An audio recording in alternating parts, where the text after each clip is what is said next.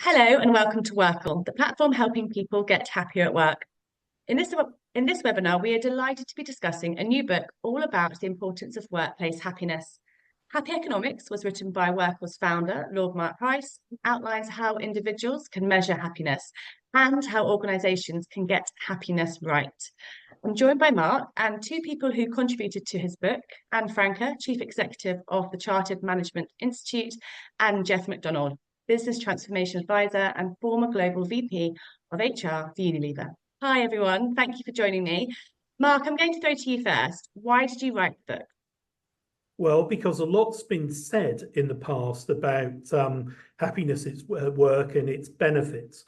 And what I wanted to do was to conclusively set out the case for that being right. That if you have a happy workforce, you get lower levels of staff turnover, you get low levels of sickness, you get high levels of productivity, higher levels of customer service. And so what the book is based on is my 34 years in John Lewis and Waitrose and the work I did there, but then more recently, data that we've got from WorkL from over a million surveys conducted by individuals linked to data on those companies. And what the book clearly demonstrates is that companies that have happier workforces get more extra discretionary effort from their people. Their people work harder, they give more, and the company enjoys better results. Now, we work with over 1,000 companies globally at the moment, and so we've got a very rich data source. So we've been able to use that in the book to show people that happiness at work and commercial performance go hand in hand, but not only that, how you achieve it. Thanks, Mark. Now, Geoff, you contributed to the book. Tell us a bit about that contribution, about championing culture of well-being. You mentioned the importance of energy. Could you just explain that? Yeah, Becca, I mean, I love what Mark said, and it's wonderful that, the book really sets this out and proves the fact that happiness is going to drive all those elements that enhance the performance of the organization and the individual. And I suppose my contribution was to say that, yes, happiness does do all of that, but we can't be happy if we aren't also healthy. And what do I mean by that? That we are physically well, that we are emotionally well, that we are mentally well, and that we kind of have a sense of purpose and a sense of meaning in what we do. And so my contribution has been one of, I suppose, a bit of a provocation to organizations to think about how do you actually take this concept of well-being, and instead of what's kind of happened since COVID in many ways, where, and by the way, I give kudos to lots of organizations who've done this, where they've provided resources to their people to enhance their overall health. But what's happened is it's kind of well-being is being done to the individual. So organizations are doing well-being to their people. So, I'm going to give you a ride to work scheme. I'm going to give you some app. I'm going to give you a yoga class. Now go and sort out your well-being.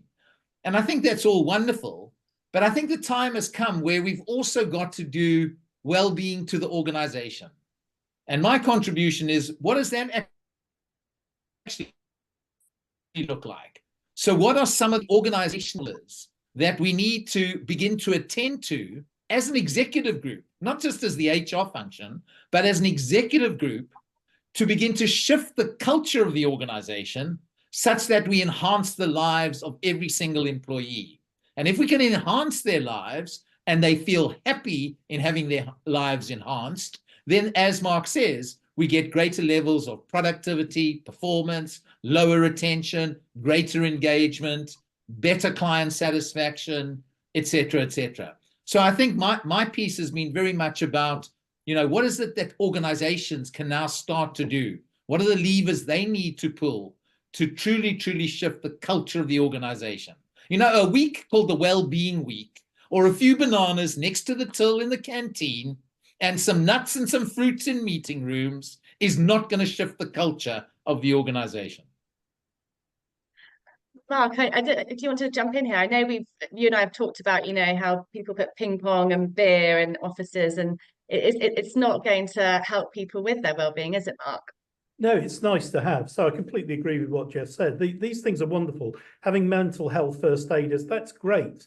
But they're not the core things that are affecting the issues. The core things that are affecting the issues is how individuals are treated at work by their manager, whether they think they're being developed, whether they think they're being paid fairly, whether they're given the resources and the information to do their job effectively, whether the organisation is recognising the need for flexibility. There's a whole host of things that the organisation can do to help people have a happier time at work. So as Geoff said, all those things are great. They're all great. And I wouldn't stop for 1 minute companies thinking about nuts and bananas and ping pong and beer nights and all of those things, but they're not the fundamental core of what makes people happy, what looks after their well-being at work. We've done work with a number of organisations now that have had what they described as toxic cultures.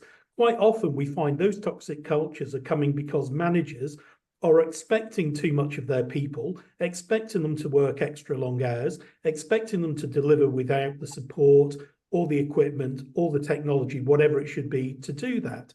And it's realizing that it's those things, as Geoff said, it's a whole management thing about how you want to build a company and how you want people to thrive within it that's at the real heart of well-being. Thanks, Mark. And Anne, your contribution in the book is focused on communication. Why do you think, a core skill like this gets overlooked, and how do you develop these skills? So it's a great question, and just picking up on the comments of both Geoff and Mark, as Mark will know, because Mark used to chair the Chartered Management Institute and remind us all that the most important influence at work, something we know through our own research, is your relationship with your line manager. That has a profound impact on your happiness at work. And one of the best gauges of your relationship with your line manager is how good is your communication with your line manager. Now, unfortunately, a lot of managers think, oh, well, that's easy. Communication's fine. I tell the direct report what to do. I tell the employee what I want, and they go away and do it. Now, that is actually not communication. Communication is not what you say. It's how does the individual to whom you are saying it perceive what you've said. So good communication is actually an incredibly important skill, and it encompasses many different things. It encompasses how to be clear. Are you clear? Do you use a lot of waffle? Do your employees understand what's expected of them? Can they play back what their objectives are? Or are you couching these objectives in a lot of jargon and acronyms and things that just don't mean anything to them and certainly don't motivate them? So that's one thing to watch for. Another thing to watch for in your communication is it frequent enough? We have a lot of managers who just sort of think, oh, well, my employees will figure out what I want by osmosis. I don't need to tell them. They're smart people. Well, people do not read minds. So please do not hide away in your office and assume people are going to know what you're thinking. Have conversations. That kind of coaching conversation is so important. Giving feedback is another very vital thing. And by this, we mean being able to have a conversation that is somewhat open-ended. It's not criticizing them. It's not saying, just get on with it and do your job, or that was sloppy. It's also saying, hey, really well done. Praise is an incredibly underutilized management tool. So good communication is absolutely essential for good line management, and it can be trained. And what we know is that trained managers are often much better at this. And if I could say something from my own career, when I started at P&G, my first review, I was told my oral communication was not good enough. My written was fine, but not my spoken. So you know what they did? They sent me on a course, and then I had to go all around Europe delivering presentations. And by the end of the year, as you might imagine, I could make perfectly clear slides, and I could articulate my case in a perfectly clear manner. So these skills can be developed, they can be learned, and I would encourage everybody to think very carefully, because it's absolutely vital to unlocking the productivity of those who work with you and reaping the organizational benefits that we've been talking about at Happiness at Work. And what amazing training you went on, going around Europe. I don't know if that would happen today, but in the book, there's a chapter dedicated to the importance of good leadership. Talking about line managers, are they're undertrained and are they overloaded? What are your thoughts about today's, the state of management? Well, let me give you some statistics. We just did a study that showed, shockingly for some, not for us, when 82% of those in the UK promoted into management positions get absolutely no training in how to manage themselves or others or resources. We call these people accidental managers, and it is absolutely no surprise that they are a drag on productivity. And equally, we've just done some more research that shows when you do train your managers to be inclusive, to have coaching conversations, to be able to speak with clarity, with empathy, to listen, then of course you get much higher productivity. And it is a really obvious best kept secret, I would say, because we know this for a fact, but we simply do not do it. And I find that quite puzzling, because it's the simplest thing you can do. If you want to improve your organization's productivity and outcomes, if you want to improve their happiness at work, then you can invest in training your managers and you will get an immediate boost. And why more people don't do it is, it's a conundrum, because it's a simple, easy, proven thing to do. Geoff, do you want to just respond to that about, the importance of training and supporting managers? Yeah, I mean, I think part of it, Anne, as I just listen to you is, and I often find it, that, I mean, I'm staggered by that number, but I find it in the sort of, professional services, in maybe the legal sector, and various other sort of professional kind of sectors where people are almost promoted on the basis of their skills and their knowledge, versus, so it's what they do is what's recognized rather than how they do it. And exactly. I think one of the things that, my career in Unilever, a real game changer, is when we began to assess the performance of a manager, not only on what they delivered, but also on how they delivered it, And I think if we could find a way of encouraging some of these organizations to focus more on, not necessarily more, but give as much emphasis to assessing the performance of a manager on how they are managing versus what they are just delivering, I think that could go some way in beginning to then see the need to enhance the leadership or the managerial skills of managers and leaders.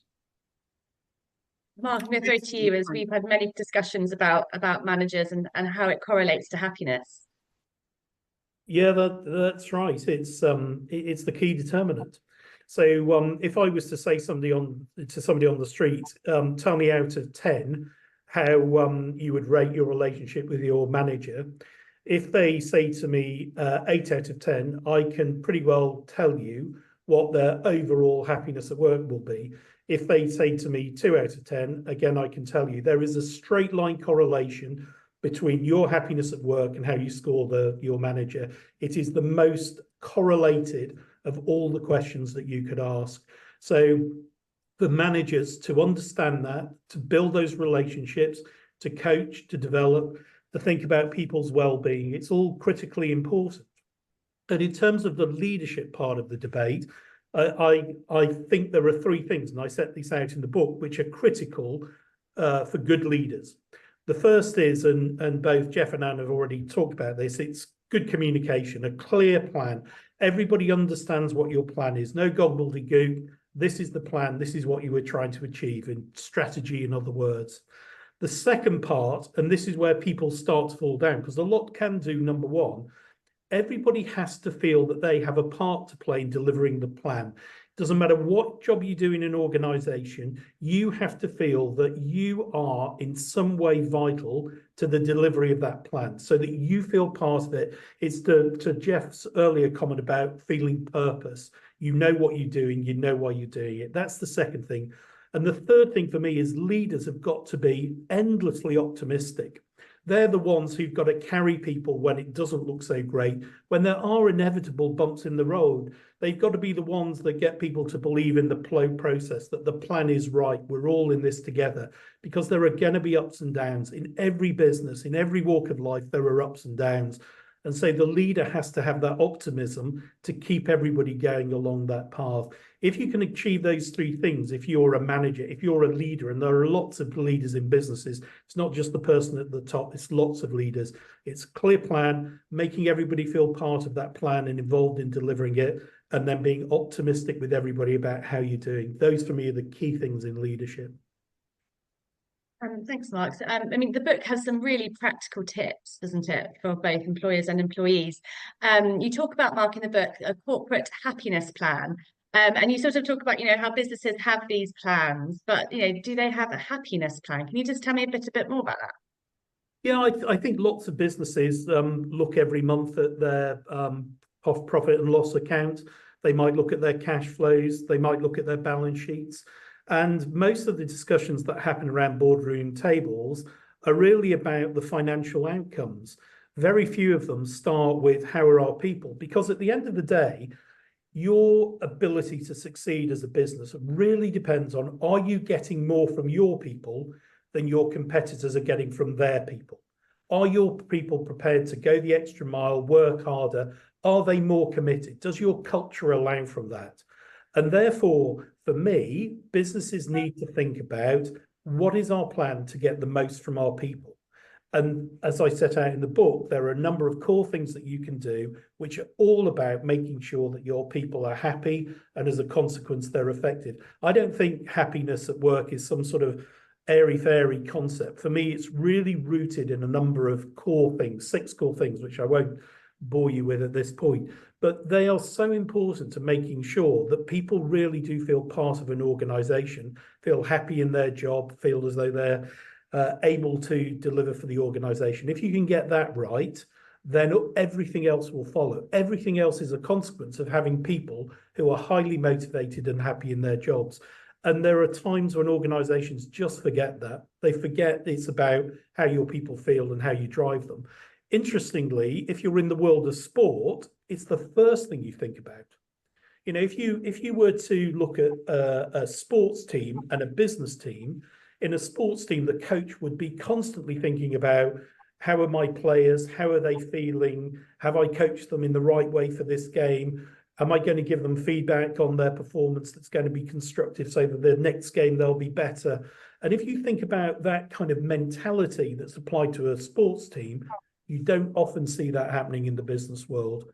Here's the plan for this game. This is how I'm going to develop you all, coach you to do it. At the end of the game, we're going to talk about how it could be better. But my job is to make you better at what you do so that day in, day out, we improve, and ultimately we're the best that we could be. So I think there's a lot that the business world can learn from that coaching sports world at its very best. Geoff, I can see that you want to respond to that. What are your thoughts? I love that analogy. And I love it because I talk about market. It just blows my mind. Why, whether it's happiness or having energy and passion, and therefore your overall health and well-being, those are, we all know, they are the most critical enablers of performance. We all know that.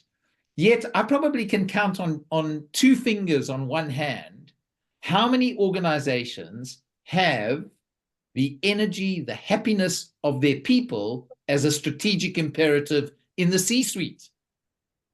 And my provocation would be, why is it not a strategic imperative in the C-suite?